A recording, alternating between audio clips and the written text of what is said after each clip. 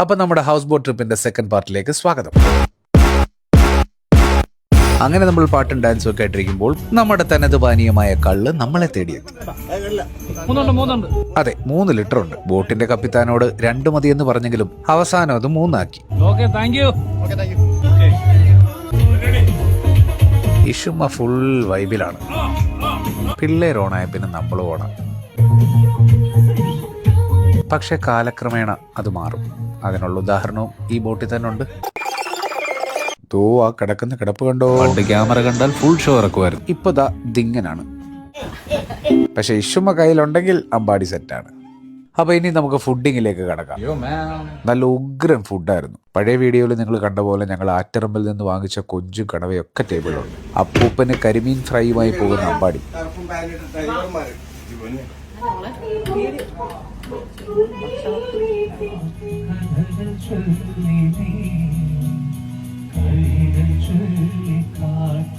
മൂക്കുമുട്ട കഴിച്ചതിൻ്റെ ഒരു ബൈക്ക് ക്ലബ്ബും എൻ്റെ മുഖത്തുണ്ട്.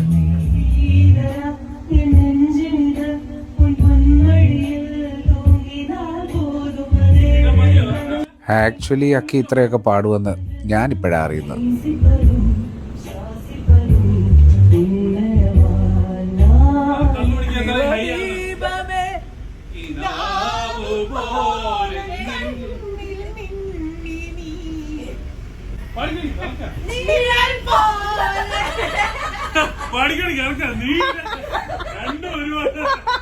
പിന്നല്ലാതെ പ്രോത്സാഹിപ്പിച്ചാൽ പിന്നെ പിടിച്ചാൽ കിട്ടൂല.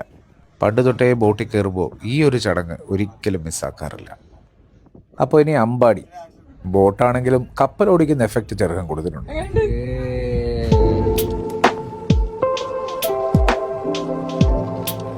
അങ്ങനെ നമ്മുടെ ഹൗസ് ബോട്ട് പരിപാടി അവസാനിപ്പിച്ചു.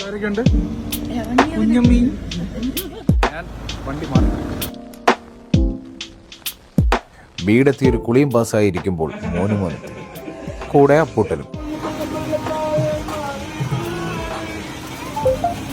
അങ്ങനെ വൈകിട്ട് ഡിന്നർ കഴിഞ്ഞപ്പോൾ ജ്യൂസ് കുടിക്കാൻ ഒരാഗ്രഹം. നേരെ അലിയുടെ കടയിലേക്ക്. ഇതാണ് അലി. ഈ കട ഭയങ്കര ഫേമസ് ആണ് കേട്ടോ. നല്ല മഴയത്ത് ഒരു ഉഗ്രൻ കുലുക്ക് സർബത്ത്, എന്തൊക്കെയോ ചേർത്തൊരു സ്പെഷ്യൽ. കഞ്ഞിയും ചമ്മന്തിയും 16 മുട്ടയും കൂടെ എല്ലാം കൂടെ കഴിച്ചതാണ്. എന്നിട്ടും വിശപ്പ് മാറാതെ ഈ ഷവർമയും കഴിച്ച് ഞങ്ങളുടെ ഇന്നത്തെ പരിപാടി ഇവിടെ അവസാനിപ്പിക്കുന്നു. നന്ദി, നമസ്കാരം.